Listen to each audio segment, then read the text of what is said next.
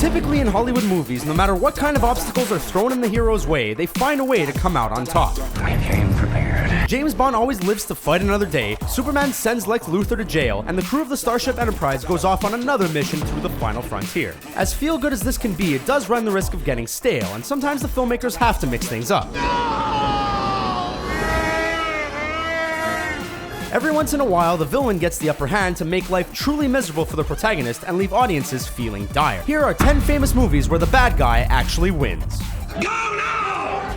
Star Wars Episode 5, The Empire Strikes Back. Just from the title, you knew things weren't going to go well for the Rebel Alliance in this Star Wars sequel. Darth Vader and the Imperials rebounded strongly following their defeat in the Battle of Yavin, wiping out the Rebel presence on Hoth, capturing Han Solo and freezing him in carbonite, and besting Luke Skywalker in a lightsaber duel. Just about everything went the villain's way in this film, except for Luke joining the dark side of the Force. They say the second chapter in a trilogy is usually the darkest, and that tradition arguably started with this movie. When the credits rolled, many wondered how the heroes could ever come back. The Dark Knight. The Joker's goal in this critically acclaimed crime drama is to prove that deep down, everyone is corruptible and can commit heinous acts like he does. But by the end of the film, it's safe to say he was actually successful in those goals. Through his intricate plan, the Clown Prince of Crime brought Harvey Dent down to his level, transforming the District Attorney into the evildoer Two-Face. And when Dent goes on a homicidal spree following his transformation, Batman takes the fall for his crimes, essentially lying so the people of Gotham can maintain their vision of hope. Anyone who can make the Caped Crusader become a Gotham police target clearly didn't lose.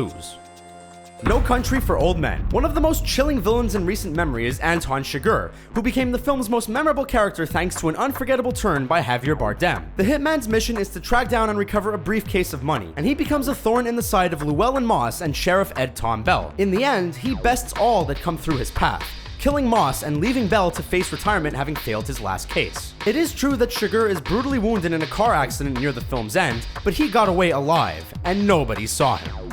The Silence of the Lambs. You know things have gotten dire when the authorities need the help of a serial killer to track down another serial killer, and that's what happens in this film. Hannibal Lecter is an extremely cunning villain, and through a series of events he's able to escape incarceration and make his way back into the free world. The cannibal promises not to pursue Clarice Sterling, but he cannot make that exception for everyone involved at the FBI. With the infamous line, "I'm having an old friend for dinner," audiences know that Hannibal got what he wanted and is ready to unleash his terror on the world again.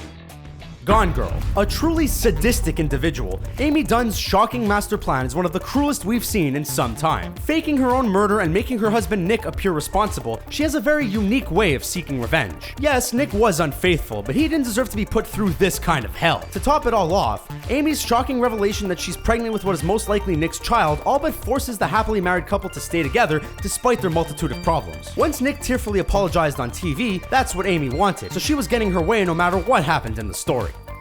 The Usual Suspects. This twisty mystery film is fueled by one key question: who is Kaiser Soze? The police attempt to learn the truth by interrogating the con man Verbal Kint, who tells his questioners a complex story about how a band of criminals ended up working together under Soze's command. Once Verbal's bail is posted, he leaves the station, and the cops learn that Kint had fabricated everything he said, coming across as a naive, low-rate bad guy instead of the mastermind that he really is. Verbal is actually Kaiser Soze, and he got off scot-free, riding away in a car as the police scramble to bring him to justice. 7. Most serial killers have their own trademark, and John Doe models his murders after the 7 deadly sins, showing that humanity has become desolate and dark. His actions draw the attention of detectives Somerset and Mills, and their paths intertwine in a truly tragic way. Doe completes his masterpiece by killing Mills' pregnant wife and placing her head in a box, which sends Mills into a fit of wrath. Doe realizes that he represents envy, since he is jealous of Mills' life, and begs to be shot by the detective. Mills obliges, and will obviously never be the same again. Doe may have been evil, but he had a point.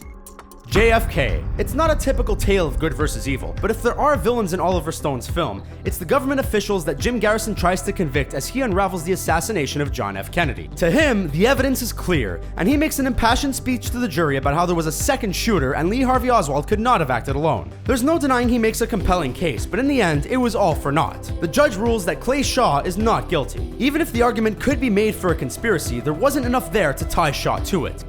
Dawn of the Planet of the Apes. Even though Koba dies at the end of this sequel, it's safe to say that he won in his battle against Caesar. The ape community had become divided as Koba and Caesar disagreed over how to handle the surviving humans on Earth. Koba, who was frequently in lab experiments, believes violence is the answer, while Caesar is a pacifist and wants peace. Koba's philosophy ultimately prevails as he attempts to assassinate Caesar, blames the humans, and leads a destructive conflict that spawns a war. Caesar now has to take part in something he never wanted, and it will be interesting to see how his character evolves in the next film.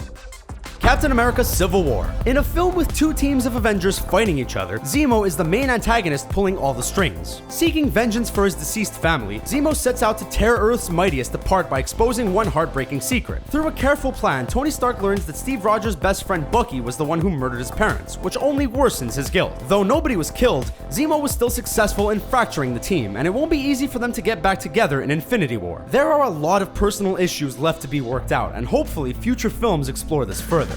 Those are just some of the films where the villains ended up winning. Are there any we missed? Which ones are your favorites? Sound off in the comments below and be sure to subscribe to our channel for more fun videos like this one. Thanks for watching.